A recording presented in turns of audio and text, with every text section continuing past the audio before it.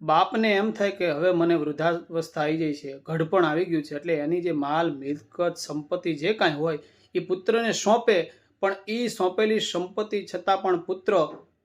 એને બાપને રાખતો નથી અને હળધૂત કરે છે કે એને વૃદ્ધાશ્રમમાં મૂકી આવે છે. એવા પુત્રનું એમ કહેવાય છે કે એને કોઢ નીકળે છે. કોઢ નીકળે એક ડેફિનેશન આપી છે, પણ એનું કર્મ જે કર્મની સજા ભોગવવી પડે છે, કેમ કે જેણે આંગળી ઝાલી છે આપણી, એની છેક સુધી આંગળી ઝાલી પાવડું પાણી પીવડાવવામાંથી પણ જાય છે. એવા પુત્ર વિશે કહે છે કવિ, પણ જો ને અંગ ગઢપણ આવ્યા, જો ને અંગ ગઢપણ આવ્યા, આન સઘળો પુત્રને સોંપ્યો, એને પિતાને પર હરિયા, હરે રે એને કોઢ જો નીકળ્યા એ કાગડા, એને પિતા